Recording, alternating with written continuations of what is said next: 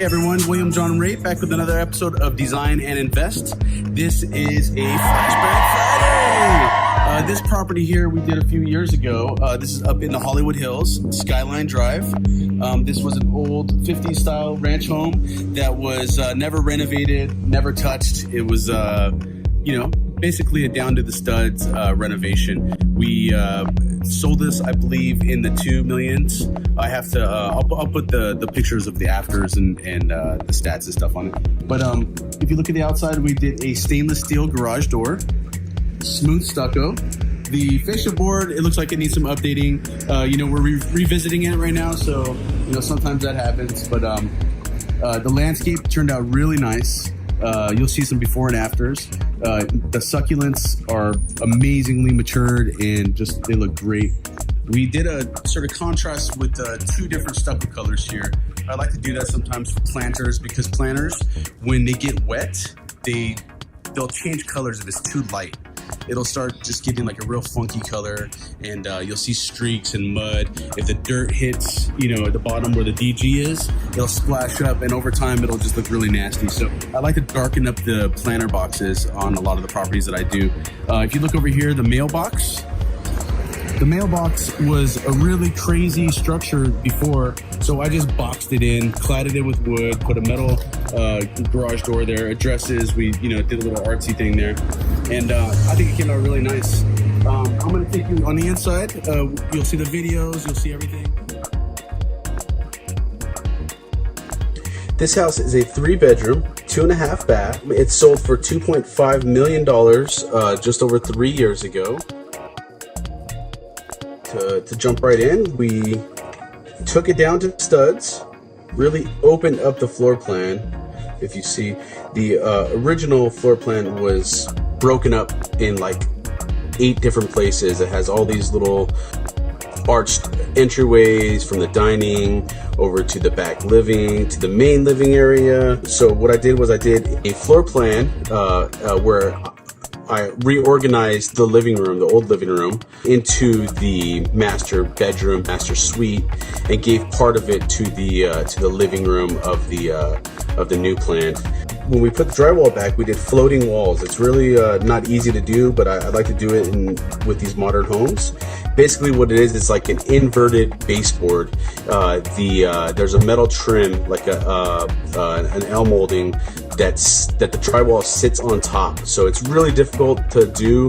Drywallers, it's a lot of extra work. They hate doing it. And not only that, but when you put the wood flooring in, the flooring guy has to be very, very precise with his cuts because it goes straight to the edge of the metal. There's no forgiving sort of gaps you can leave, and just baseboards have it covered up.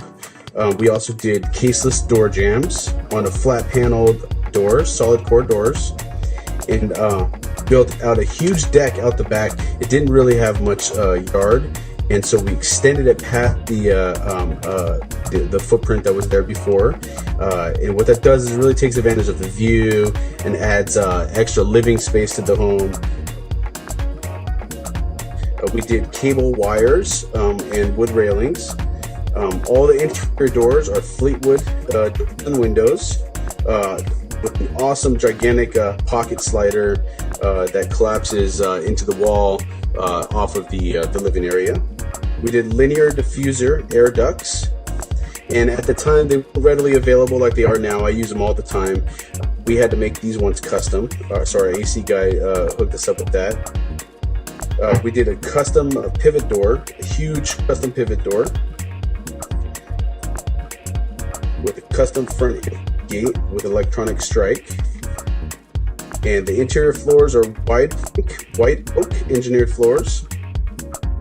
I like to use a company here in LA. They're called Naturally Aged Flooring. In the hallway, we carried that same wood and cladded the wall with it.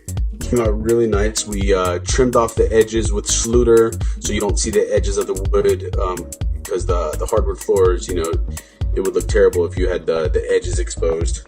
We also did some niches for art and downlit those in the hallway. The home is equipped with a Control 4 system, smart home. Everything's customized. We have speakers throughout, and also we have a customized projector built in that retracts with a controller and also from your smartphone. We did a Venetian plastered fireplace with glass and linear diffuser, gas linear diffuser. We installed some skylights in the kitchen. Also in the kitchen, the cabinets, we used the company Bradco. They're a local LA company. I haven't used them since, but they did a pretty good job with the cabinets. It just took a long time with the lead time, and I had to have my installer install those. But they're nice cabinets. They're birch interior on the inside, Euro soft close, of course. The outside are veneered. Also, the appliances we used are all Viking appliances. We did a downdraft in an island, so we don't have a hood because the ceilings are vaulted. And we have wall oven. The fridge and the dishwasher are both paneled with the same veneered wood. We use quartz for the countertops and waterfall the island. We also use a quartz cubed backsplash, and it really has a nice kind of depth. It casts pockets of shadows, and it's a gorgeous material.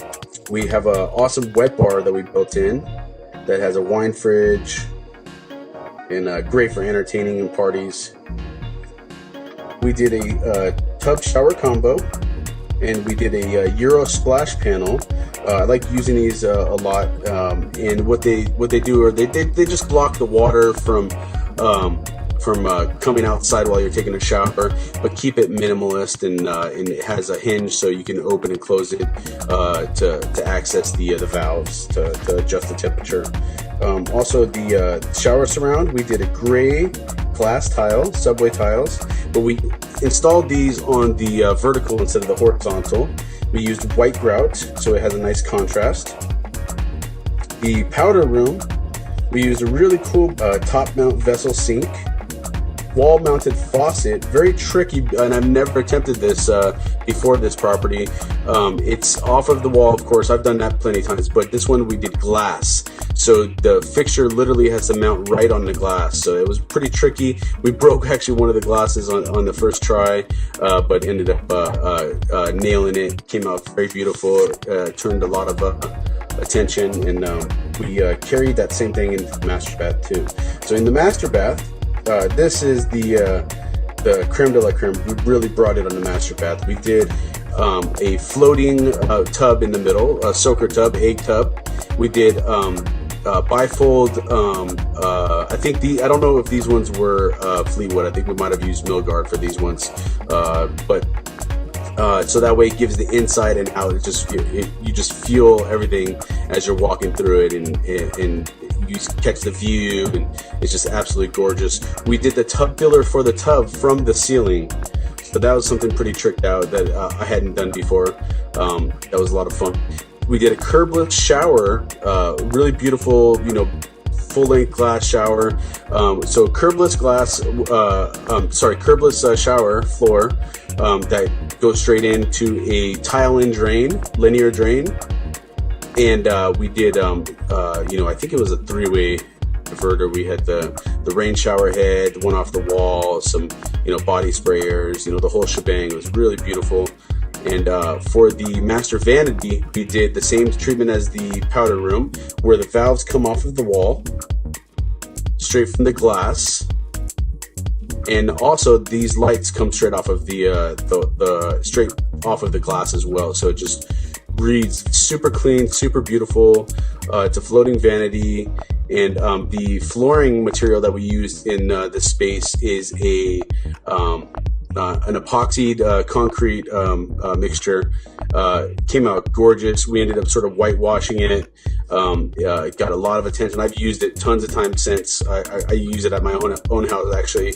It gets a lot of attention. It's really cool. On the outside of the house, where the pool side is, we did new LED pool lights that can change whatever color you want.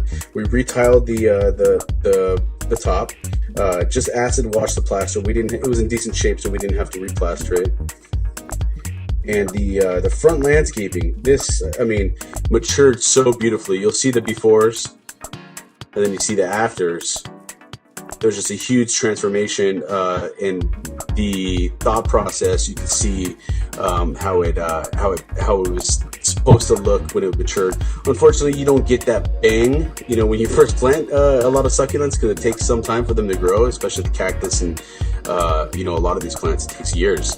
So, but now it is how it intended to look.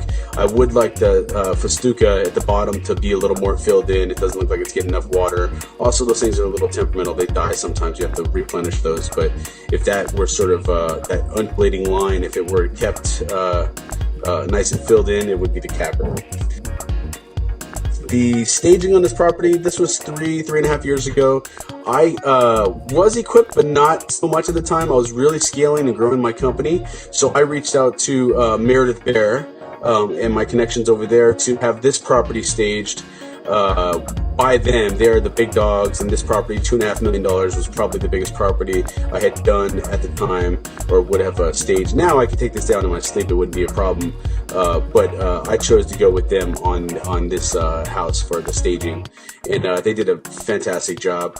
I now use Vesta for my you know, home staging on, you know, $3.5–4 million plus homes. That I do now, just because it's just easier. They take down the $50 million homes all the time. I sort of do everything from, you know, $200,000 all the way up to, you know, $3.5 million. So that's my range. I know it's a big range, but it works well for me.